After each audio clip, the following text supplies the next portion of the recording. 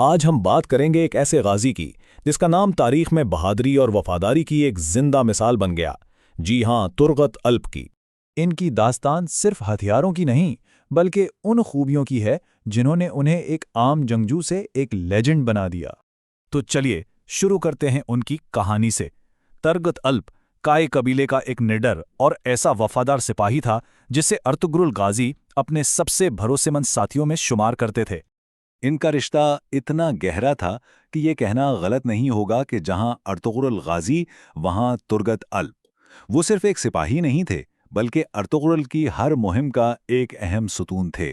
اگر ترغت کی شخصیت کی بات کریں تو ایک چیز سب سے نمایاں تھی، ان کی غیر متزلزل وفاداری، اور یہی وہ خوبی تھی جو ہر خطرے کے سامنے قبیلے کے لیے ایک ڈھال بن جاتی تھی۔ دشمن چاہے قبیلے کے باہر سے حملہ آور ہوں یا اندر ہی کوئی غدار چھپا بیٹھا ہو، ترغت الب ہمیشہ صف اول میں کھڑے نظر آتے تھے۔ وہ سچ میں قائی قبیلے کے لیے ایک مضبوط ڈھال کی طرح تھے۔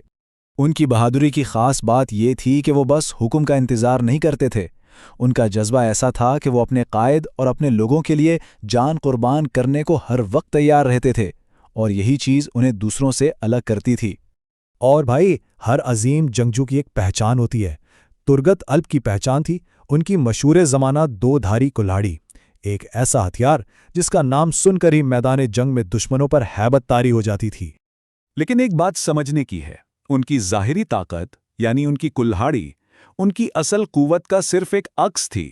ان کی حقیقی طاقت تو ان کے ایمان اور سچائی پر پختہ یقین میں چھپی تھی۔ یہی ان کی ہر جیت کی اصل وجہ تھی۔ لیکن زندگی ہمیشہ فتوحات کا نام نہیں ہوتی۔ ان کی زندگی میں بھی ایک بہت بڑی آزمائش آئی، ایک ایسی آزمائش جس نے ان کے ایمان کو ہر طرح سے پرکھا۔ ہوا یوں کہ دشمن نے انہیں قید کر لیا، ان پر بے تحاشا ظلم کیا گیا۔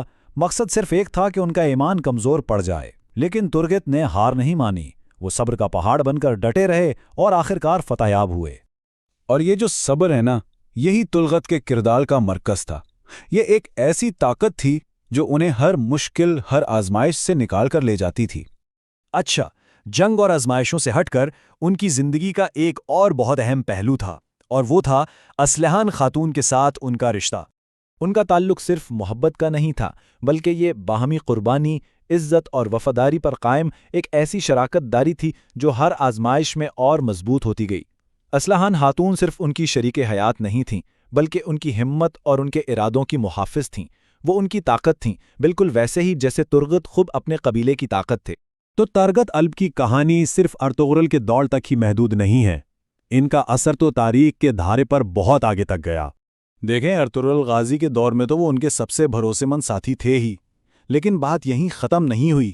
بعد میں انہوں نے ارطغرل کے بیٹے عثمان غازی کے ساتھ مل کر ایک عظیم سلطنت یعنی سلطان عثمانیہ کی بنیاد رکھنے میں بھی مدد کی۔ ان کی وفاداری اور صبر جیسی خوبیاں ہی وہ ستون تھیں جن پر یہ سلطنت کھڑی ہوئی۔ وہ ایک نہیں بلکہ دو عظیم ادوار کا حصہ تھے۔ تو آخر میں ان کی پوری زندگی سے ہمیں کیا سبق ملتا ہے؟ یہی کہ وفاداری سب سے بڑی طاقت ہے۔ ایمان کو کبھی کمزور نہ پڑنے دیا جائے، اور سچائی کے لیے کھڑے ہونا کبھی بیکار نہیں جاتا۔ یہی وہ اصول ہیں جو کسی بھی انسان کو امر کر دیتے ہیں۔ تو یہ سوال آج بھی اہم ہے کہ ایک لیجنڈ کو اصل میں بناتا کیا ہے؟ ہاتھ میں پکڑا ہوا ہتھیار یا دل میں موجود ایمان؟ ترغت الب کی زندگی شاید اس سوال کا بہترین جواب ہے۔